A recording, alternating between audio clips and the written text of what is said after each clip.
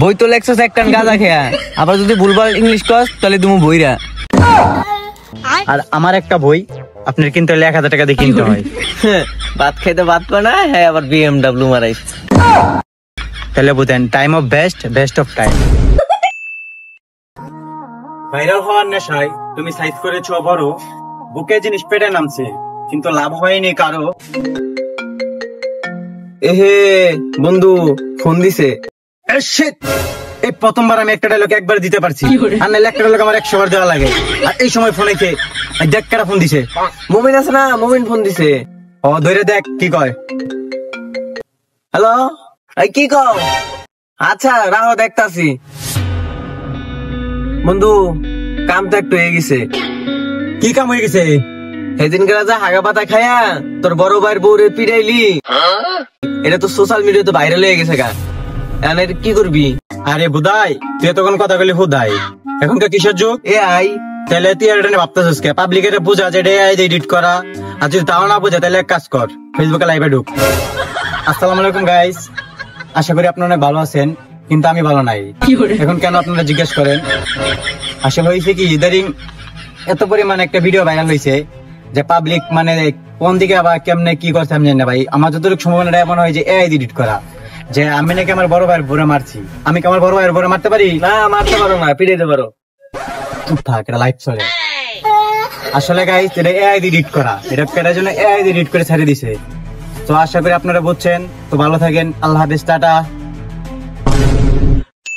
দেখা যায় মানে তাহলে এক কাজ কর, আমার বয়সটার সাথে যখন শেষ হবো একটা ব্যাকগ্রাউন্ড মিউজিক দিবি। আচ্ছা। এই শহরে ভালোবাসার কথা বলে খেতে নিয়ে যেতে পেরেছে কয়জন? খেতে না নিয়ে যেতে পারলে সে কিন্তু করেছে ভুল। তাই তো সে আজ খেতে নিয়ে ফুটাতে পারে নাই ফুল। ওকে চুদলিং পং।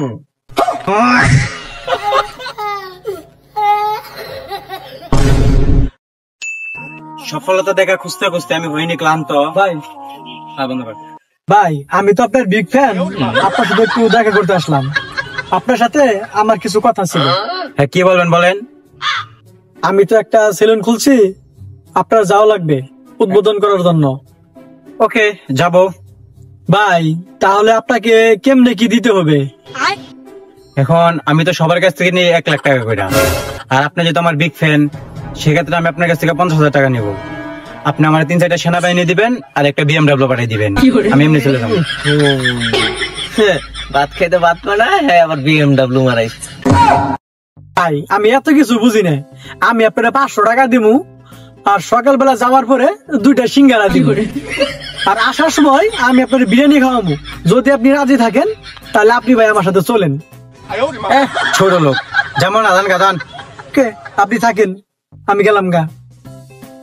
হ্যাঁ কতদিন ধরে বিরিয়ানির দাওয়াত পাই না, একটা বিরিয়ানির দাওয়াত পাইছি, এটা আছে। চল যেতে পারবো না। আমি যে কথা একবার কই এ কথা জীবনে ফিরে নি, আমি যেতে পারবো না। তুই যা ভাই, আপনি আমার নিয়ে যান ভাই। 500 টাকাই দিয়ে আর আমার খালি বিরিয়ানি খাইতে দিন ভাই। আপনার মতন অহংকারী টিকটকার আমার লাগবে না ভাই, আমি যাই। ভাই ভাই নিয়ে যান ভাই।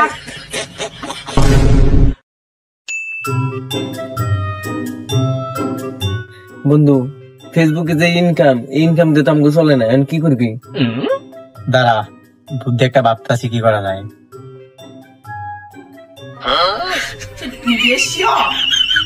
মানুষের বোধায় বানাইলে কিরকম হয়? আর আমরা তো মানুষের বোধায় বানাতে পারি খুব সহজ। মানুষের বোধায় বানাবো, দাঁড়া বুদ্ধি একটা বেশি হয়।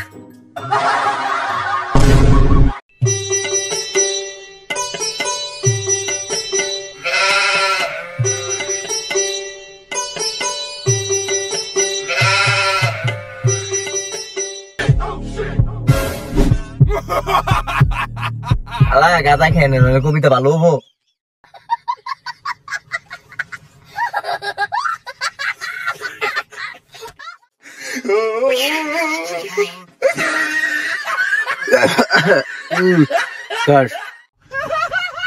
কয় পৃষ্ঠা লিখলি?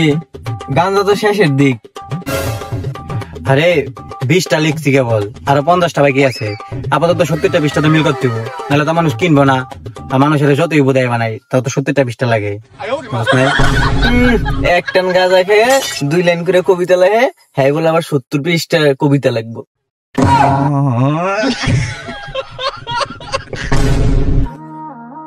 রাজ্যকে বই লিখেছি জনি দাদার গর্জন। এই বইটা তুমি কিনলেও করতে পারবে না জ্ঞান অর্জন। জনি দাদা লোক ভালো, তার মাথায় নেই চুল, তাই তো সে কখনো করে না ভুল। যদি তুমিও জনি দাদার মতো অসংখ্য জ্ঞান অর্জন করতে চাও, তাহলে মাত্র 1000 টাকা দিয়ে আমার কাছ থেকে বইটা কিনে নিয়ে যাও।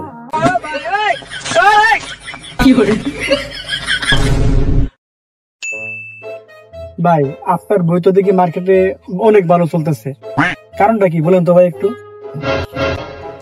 আসলে আপনি এটা বুঝতে হবে যে যে কবি কাজী নজরুল ইসলাম, তারপর রবীন্দ্রনাথ ঠাকুর, ওদের এক একটা বই হচ্ছে যত ভালো বই হোক, এক একটা বই 100 থেকে 150 টাকা করে পাওয়া যায়।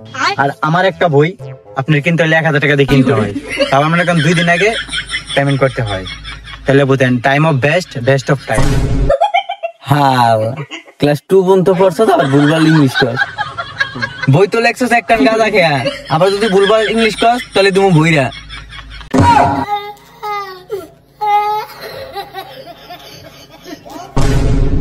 শুনলাম আপনার নাকি মেসি নেইমার এদের থেকে ফ্যান ফলোয়ার অনেক বেশি। আসলে হয়েছে কি, যেরকম ধরেন মেসির, নেইমারের আপনার একটা ভোট নিলামে তুলে বিক্রি করা হয়। আর আমি এরকম একটা পার্সন, এই যে আমার এই শার্টটা দেখতেছেন, আমি যদি চাই যে আমার এই শার্টটা নিলামে তুলে বিক্রি করবো, এখন কি আমার এই শার্টটা নিলামে তুলবো? না থাক। ওকে, আপনারা যতক্ষণ ওনার সম্পর্কে শুনলেন, ওনার সম্পর্কে আপনাদের অনুভূতি কি?